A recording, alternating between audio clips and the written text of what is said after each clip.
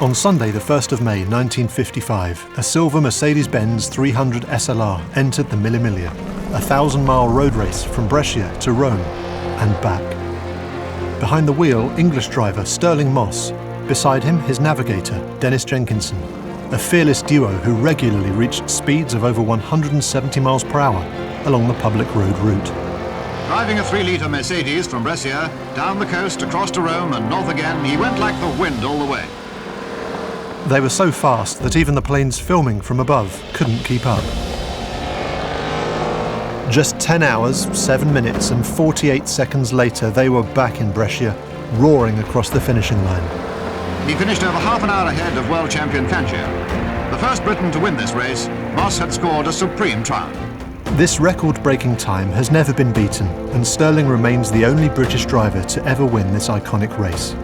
I think my best race certainly was the Mille Miglia. I mean, the only guarantee we had was the finest car ever built. I mean, the 300 SLR is probably the greatest sports car ever built by anybody, any time.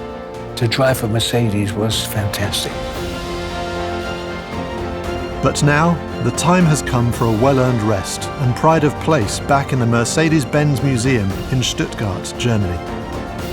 That is, after one last blast. Somewhere it's never driven before. Somewhere that's never echoed to the sound of its thunderous 3-litre straight-eight engine. Somewhere Sir Stirling loved and where he lived for more than 60 years.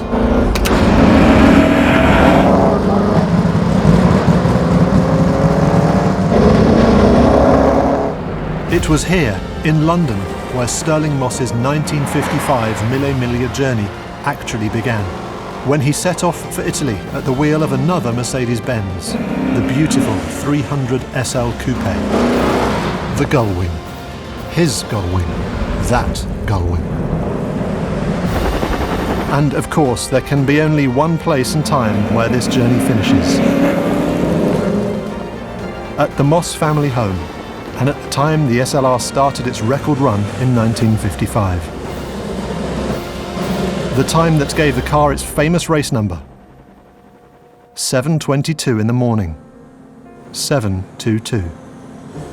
I race because I love racing. As a sport, it was something very special. I can't think of any life that's better than being a professional racing driver. And the original 300 SLR was probably the finest sports car ever built. Quite incredible. I mean, it really was a most wonderful machine to drive.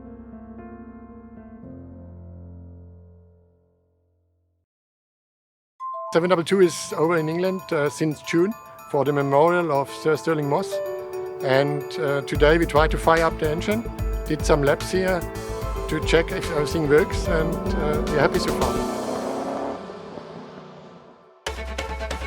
We're at the Royal Naval College in Greenwich because basically it's like a sort of stunt double for the centre of London. It's where people like Bond and such like come and film, so that they've got somewhere that looks like Whitehall but is all closed roads. This is where the camera guys have the time to sort of indulge themselves a little bit and get all those details.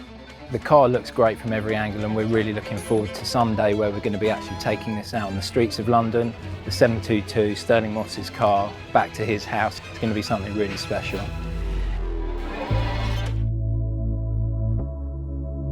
It's a once-in-a-lifetime event today to get 722, the car that Stirling Moss made so famous on the 1st of May 1955, back home here in London, where Sir Stirling spent pretty much his entire adult life.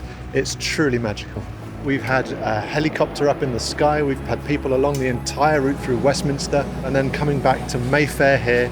The car was filmed car to car with a tracking vehicle and cameras inside the car as well, just to capture everything once. We had one chance to do this.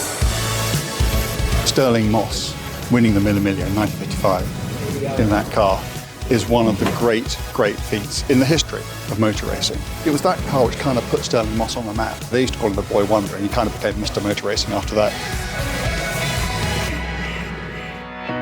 The car today is being driven by Gert Straub. Nobody knows those cars better than Gert. They're kind of his family. He is, I think, the 4th generation of his family. to work at Mercedes-Benz. The 5th and the 6th are already there. He's retiring today, so this is kind of like the last thing he's going to do. And what a way to sign off a career. There really couldn't be anybody better or more appropriate to be driving that car today. At the beginning I was a little bit nervous because there's always a pressure on the driver, but now after we are finished, it's a fantastic feeling. It's a race car designed to be on a racetrack full speed and not designed for stop and go traffic in town. But the police did a perfect job. They guided me through town and it was comfortable for me. Going over the bridges was a special moment, seeing Big Ben left to me. But I was always fully concentrated on the car. Lady Moss has been tremendously welcoming here at her home in Shepherd Street, and also their son Elliot, who we'll see in the film as well. Without their support and active engagement, none of this would have been possible. Throughout my entire life, that race, this car, of all the cars he drove, and there are a lot, and this just meant more than anything else. I mean, it's literally etched onto the building on his balconies. My personal memory of it is from 2015, which was the 60th anniversary in Braysher, and I think the last time I ever did a public thing with him. And that was the first time I ever sat in the driver's seat and had an idea of how difficult it would have actually been. There's something for everyone in this film, whether you're a lifelong fan like me or you're new to the story of the Mille Miglia and Sir Stirling Moss. And we hope that people will spot some of the things that have happened deliberately and some of them by happy accident throughout the film. And I think it's only fitting that 722 moves to a new phase of its life, and we'll be taking her back to the museum in Stuttgart, where millions of people a year will get to see her up close and in person. And of course, for all of the rest of us, there's always this fabulous film.